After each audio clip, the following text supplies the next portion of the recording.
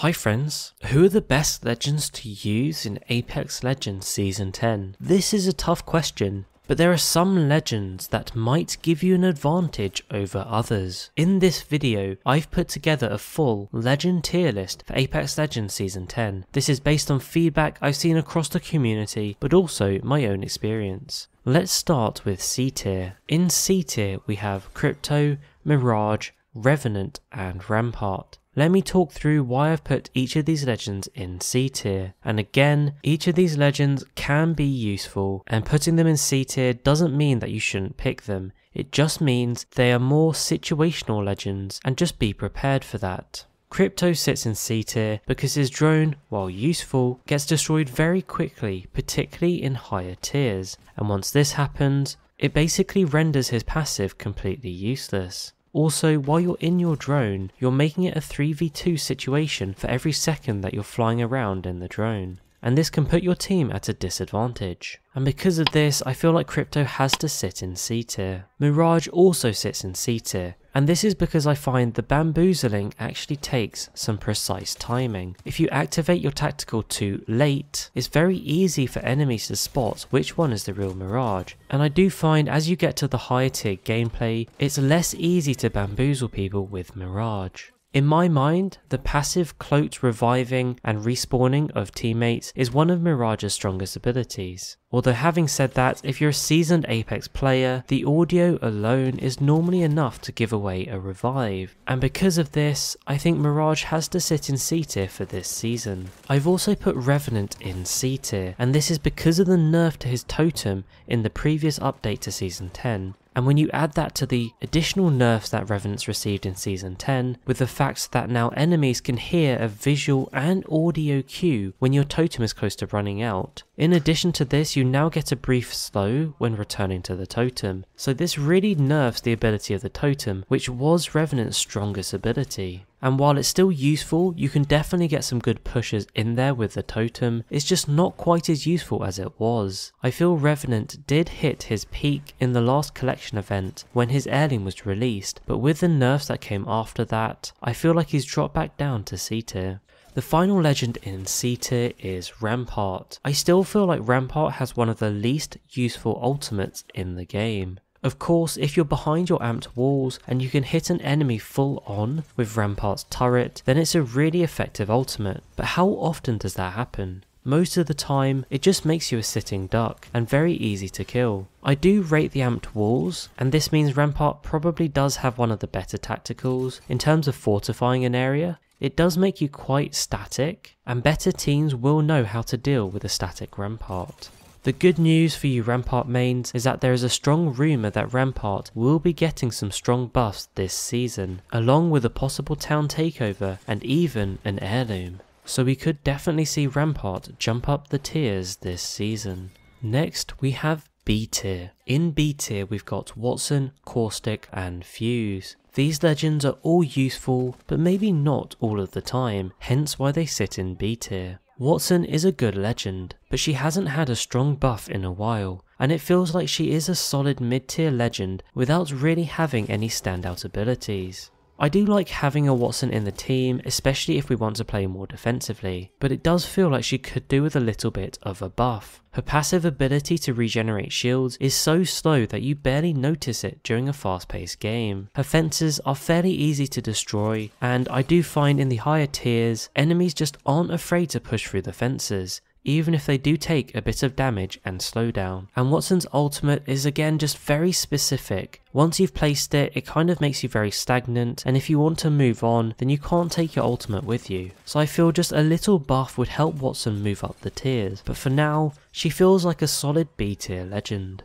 I've also put Caustic in B tier. He did receive a bit of a buff this season, meaning his gas is a little bit more effective and the cooldown on his tactical has been reduced. However, it's a long way away from how powerful he used to be, and I do find his gas just isn't as scary anymore. And more often than not, enemy teams will happily push through the gas if it means they can get a kill, meaning Caustic sits in B tier for now. Fuse now sits in B tier for me. His buffs in Season 10 mean that his tactical lasts so much longer than it used to, and can really be quite annoying if you end up in the radius of the tactical. His ultimate has also seen a significant improvement, and now it can almost be used as a scanning type of ultimate, where you can use it to find out where enemies are. You can literally launch it at a building and it will highlight enemies through walls. And I feel like this has really helped transform Fuse from someone I would have put maybe in D tier to a fairly respectable legend that now sits in B tier.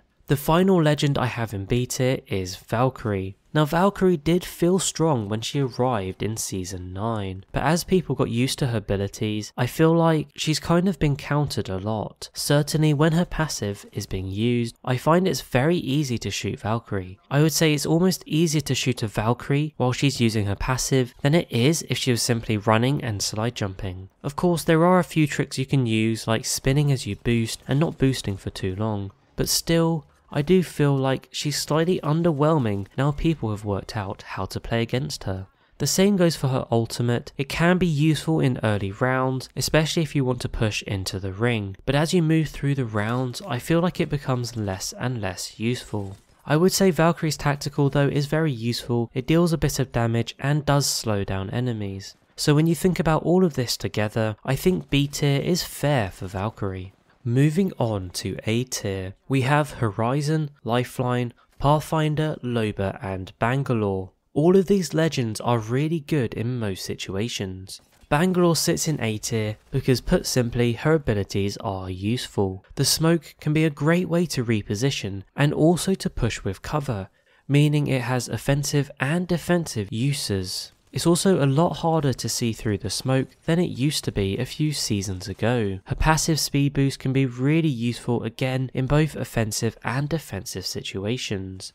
Her ultimate is also super effective. I feel like it covers such a large area. Sometimes I wonder how I'm getting hit by the ultimate when I'm so far away. Horizon and Pathfinder also sit in A tier, and this is because their movement abilities are just so useful. The main reason Pathfinder doesn't make it into S tier is because his passive is very underwhelming. It just feels like Pathfinder's passive adds very little to the game compared to many other legends, particularly those in S tier. Horizon was very weak last season, but the small buff to how she rises up her gravity lift a little faster makes her a lot more useful this season. She's still nowhere near as strong as she was pre-Season 9, and so because of that, she misses out on S tier. Lifeline sits in A tier because she's just so useful to the team. Her passive ability to drone revive 2 down teammates is a really strong team ability. Her ultimate did also receive a buff last season, and it's now a great way to help you upgrade your gear, especially in those situations where you land in an area with poor loot. Not finding a decent body shield or backpack is one of the most annoying things in the game, and Lifeline is a great solution to this, hence why she sits in A tier.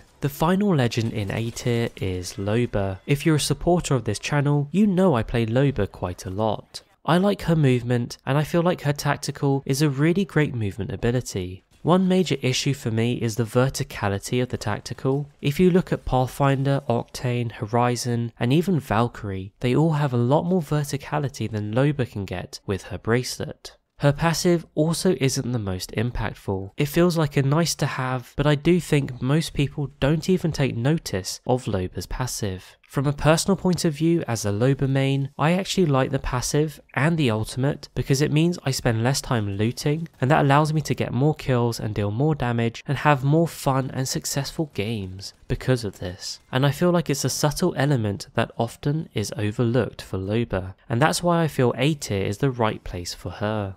On to S tier. This is the top tier of legends that will add the most value to any team and potentially be game changers.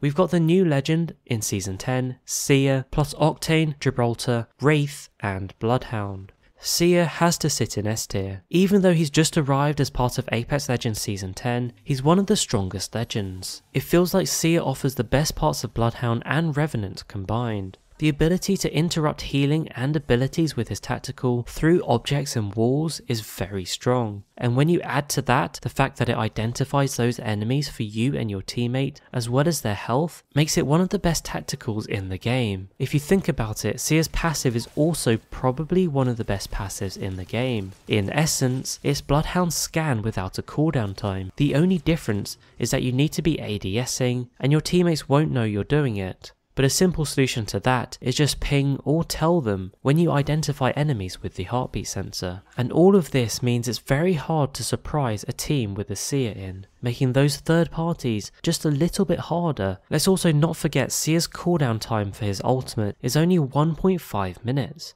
This is half the time of Bloodhound's ultimate, and when you think about how useful Seer's ultimate is, I think this will definitely be nerfed for sure, but right now, it's in the game, and because of that, along with Seer's other abilities, he has to sit in S tier. Gibraltar also sits in S tier. Gibraltar's gun shield basically means you get an extra 50 HP. No other legend gives you that. Plus it regenerates so quickly that you actually get an extra 50 HP multiple times in a simple 1v1. The gun shield also gives you extra peeking ability, so it's really useful for those mid to long range fights. Gibraltar's tactical dome shield is also really useful. It's one of the only ways in the game to fully protect your team from gunfire, and this can allow you to safely push teams, defend you in the late ring when there's no cover, or even revive a down teammate. Let's also not forget Gibraltar's ultimate deals the highest damage out of any ultimate in the game, making it a great offensive and defensive tool. Of course, the main downside to Gibraltar is that he is the biggest legend in the game along with Caustic, meaning it's much easier to hit a Gibraltar than it is any other legend. Overall though, I think Gibraltar has to be S tier because of how strong his kit is, not just for him as a legend, but also for the team. Bloodhound also deserves a place in S tier because of the ability to scan, and it's just such a strong team element. You let your team know exactly where the enemy is, and this can really help you with repositioning and also in offensive situations. The ultimate is really useful for charging your tactical really quickly, and this benefits your team, but it also gives you yourself as Bloodhound a 30% extra speed boost, making it much harder for enemies to hit you while you're in beast mode. Again, this makes it useful offensively and defensively. I would say Bloodhound has been overshadowed slightly with the arrival of Seer in Apex Legends Season 10, but make no mistake, Bloodhound is still one of the best legends in the game. Octane also makes it into S tier because, put simply, he's still very strong. We thought after the stim nerf last season, which now takes 20 HP for every use, Octane might drop down to A tier, but Octane just brings so much movement ability for the team and himself, and the stim has the shortest cooldown time out of any tactical. So overall, I think it's hard to put Octane anywhere other than S tier. The final legend in S tier is Wraith. Now this was a tough one. The removal of low profile has really helped Wraith. She's now a viable legend in fights, even with her bigger hitbox. The tactical is one of the best tacticals in the game. In fact, it's the only tactical in the game that makes you completely invincible for a set amount of time. Of course, the animation time means you have to be a bit more strategic with the way you use it, but Wraith is still strong because of this. And let's not forget Wraith's portal is also extremely strong. It allows you to move your team between positions without them taking any damage while they're moving. And because of all of this, I think Wraith is deserving of S tier. So that's my legend tier list for Apex Legends Season 10. I hope this will help you when you're trying to decide which is the best legend for Season 10. Now don't forget, this is my opinion based on experience, but also what I've seen in the community. Feel free to let me know your tier list in the comments down below. I've got loads more Season 10 content coming your way, so keep a lookout. For now though, don't forget to like and subscribe, come join our community of friends. Thanks for watching, and I'll catch you later.